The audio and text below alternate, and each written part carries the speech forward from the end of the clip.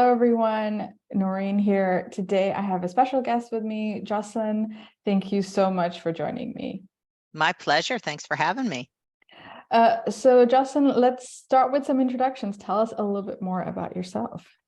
Sure. I've been a coach for over 30 years, so I'm considered what's called a master coach. And how I've framed that is in the art of being unmessable with. So I support people that want to have the life of their dreams now, not someday, but now, and are interested in developing themselves as people who, no matter what life throws at them, they can be unmessable with and keep acting on their vision, acting on their dream, rather than getting thrown or, down for the count or hooked like that. Thank you so much for that introduction. And, when I first was introduced to you and what you do, it really drew to me in so many ways. I went on my own journey of trying to figure out, hang on, how am I living my life? I'd been working with the same company for several years at that point, and I was like, is this all I'm ever going to be known for? And then also personally, I was in that situation where I was no longer married. I've decided not to have children. And I was like, okay, I just felt like a little purposeless, and I didn't feel like I knew where I was going. So I kind of went on this journey of trying to figure out, how do I want to live my life? But then I also took a long time, not only to figure that out, but then to actually take action on it. So when I watched your TED talk of, now versus someday about living your dream, I was just like, wow, okay, I want to hear more from her. And I hope that all of us, listening, especially those of us in hospitality, can learn something from this as well. Because as we all know, in hospitality, we're very good at creating dreams, making them a reality for so many people, yet we're very good at not doing that for ourselves sometimes. Yep, that is a common thread, I would say. So when you are working with somebody, what are some of the questions that you're asking, or what is it that people are looking for when they come to you? I guess the why. Well, it depends. Everybody's different, but I work with a lot of executives, entrepreneurs, solopreneurs in my one-on-one practice. In my group coaching and my courses, it's really all kinds of people that want to fulfill a dream or maybe clarify what their dreams are, because a lot of times people have no clue. They're so busy dealing with life and whatever's coming at them that they're not really standing in a vision for their life. They're more looking down, managing stuff, which a lot of very effective people and very successful people are very good at that. They're good at managing life, but that's a different mode than creating life. And vision and dreams come from that world of creation versus the world of management. I always say there's no magic in management.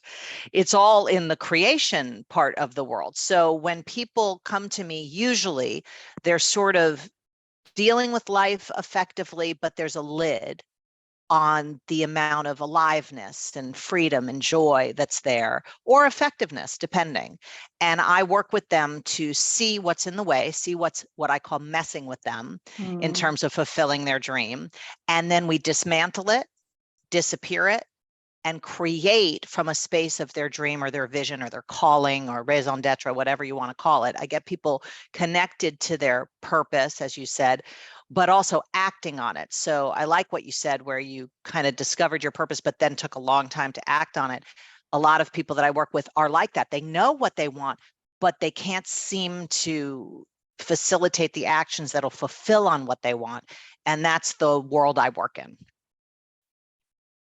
Yeah, and I think, thank you so much for sharing that. And, for me, taking the time was very much fear driven, and also Yes. I was so much in my comfort zone. I had a job that I knew exactly what I was doing on a daily basis. I could do it with my eyes closed. And I also loved the people that I was working with.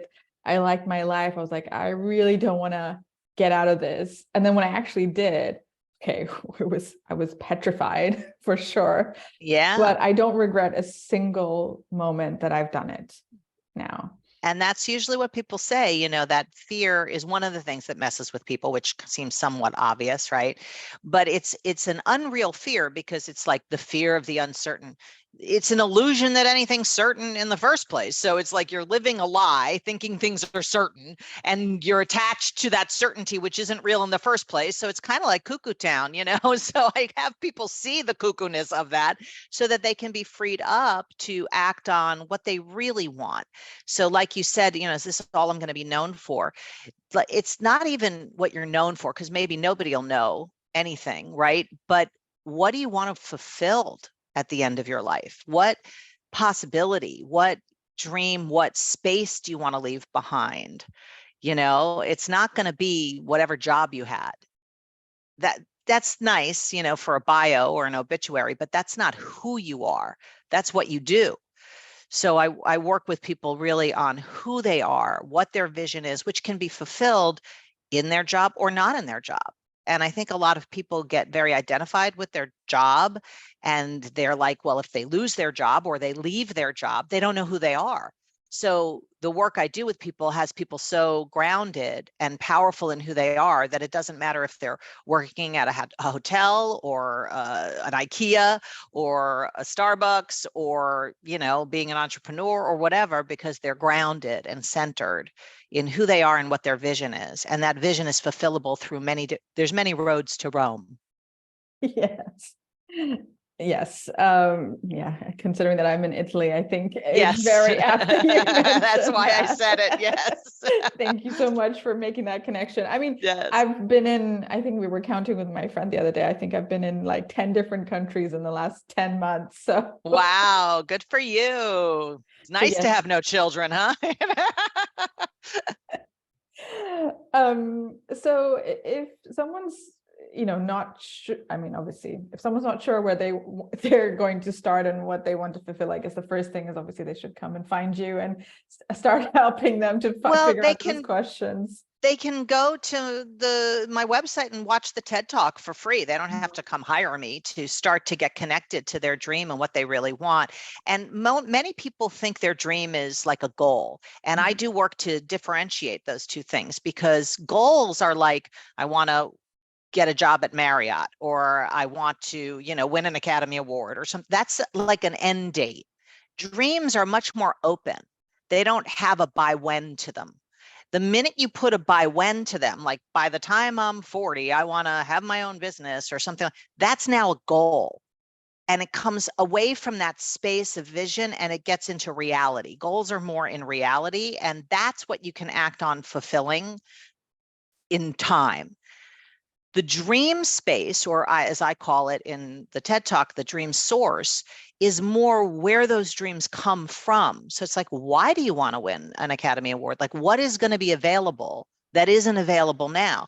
And I have to walk people through a process to get to really what the source of their dream is. And maybe it's, you know, impact or joy or whatever that is. You can bring that to any situation in your life right now, not someday.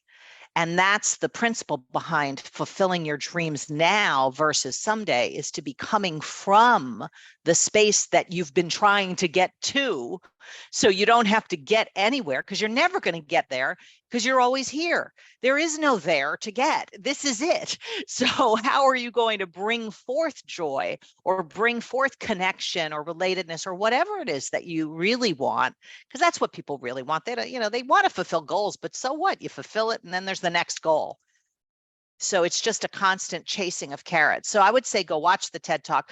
And then I have a 5-day dream source process that people can engage with on my website, which is, again, like, you know, a very simple, low price kind of way to start to really do deeper work on it.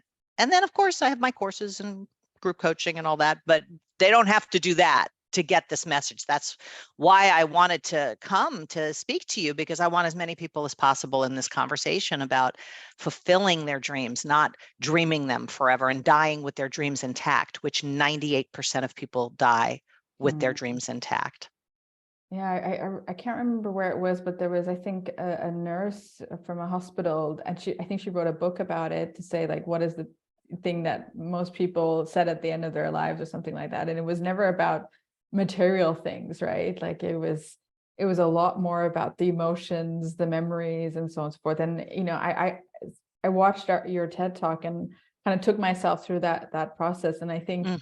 one of the memories that came up for me, and something that keeps coming up for me a lot, is I was on a train in Switzerland. It was winter. It was white outside. I think I was either going to see my grandmother or I was coming back from seeing her. I was just filled with joy and Yeah. just filled with this like moment of like, oh my God, like, wow. And it's so, I don't know, like the vision, the memory of it is just so strong. Yeah, You're it's like, vivid. wow, like really wow. Like I even remember what I was wearing. I don't even have those clothes anymore, but it was just a really, really beautiful moment. And I didn't need any material things for that moment to happen or for me to experience that. And I think Yeah, that and was it really wasn't important. dependent on a goal being met. And that's sort No, of the point of it. You can have, and that's a muscle. You can create access to that space of joy and what I heard and what you were saying, fulfillment, sort of joy and fulfillment right now and right now and right now and right now without having to have circumstances line up a particular way in order to experience joy and fulfillment.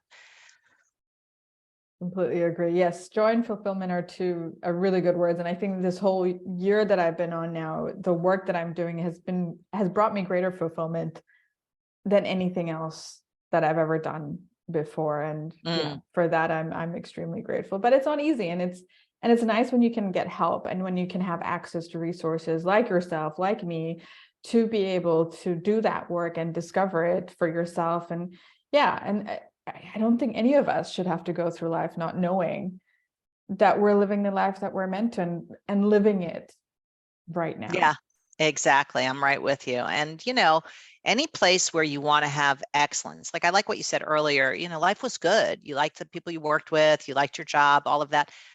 But good is like, okay, it's like fine. There's nothing wrong, but there's no magic.